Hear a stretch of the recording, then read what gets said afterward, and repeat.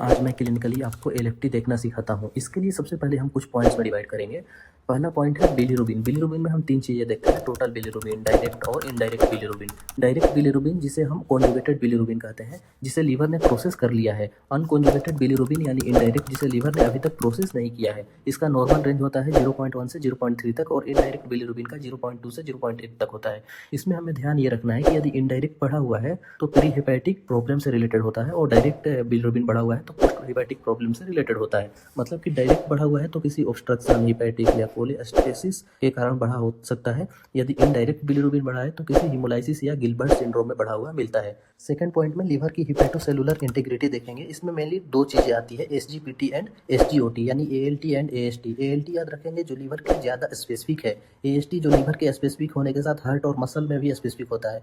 इसमें most important आता है क्लिनिकल रेशियो, जिसे हम एसजीओटी और एसजीपीटी का रेशियो देखते हैं।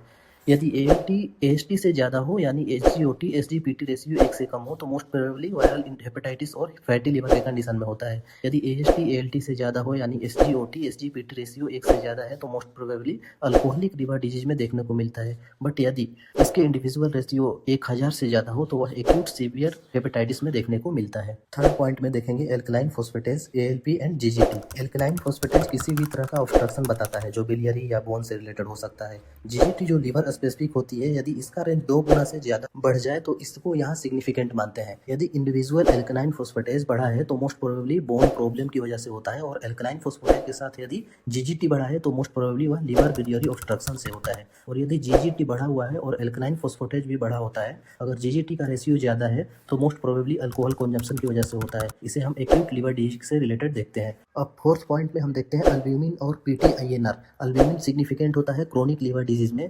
पीटीआईएनआर सिग्निफिकेंट होता है कोगुलेशन फैक्टर सिंथेसिस में। यदि अल्ब्यूमिन का रेंज कम हो जाए तो वह सिरोसिस और क्रोनिक हेपेटाइटिस कंडीशन में देखने को मिलता है और पीटीआईएनआर का रेंज बढ़ जाए तो सीवियर सिंथेटिक फेलियर में देखने को मिलता है। अब फिफ्थ पॉइंट में हम अमोनिया देखेंगे जो रेयरली लीवर फेलियर के कंडीशन में बढ़ा देखने को मिलता है। इसका समरी देख सकते हैं डायग्नोसिस के लिए। यदि इनडायरेक्ट बढ़ा है तो हिमोलाइसिस या गिलबर्ट सिंड्रोम। यदि डायरेक्ट बिलीरुबिन बढ़ा है तो ऑब्स्ट्रक्शन जैसे स्टोन या ट्यूमर की कंडीशन में, हेपेटाइटिस की कंडीशन में हो सकता है। अगर एएलटी एएसटी से ज़्यादा है, दोनों बढ़ा हुआ हो, तो वायरल हेपेटाइटिस के कंडीशन में ज़्यादा देखने को मिलता है। अगर एएसटी बढ़ा होता है, एएलटी से ज़्यादा होता है तो एल्कोहलिक हेपेटाइटिस की कंडीशन में जिसका रेशियो 1 से ज़्यादा होगा। यदि एल्कलाइन फॉस्फेट बढ़ा और जीटीटी बढ़ा हुआ है तो मोस्ट प्रोबेबली जॉन्डिस या कोलेस्टेसिस की कंडीशन में हो सकता है। यदि अल्ब्यूमिन कम और पीटीआईएनआर बढ़ा हुआ है तो सिरोसिस या लीवर फेलियर की कंडीशन हो सकती है।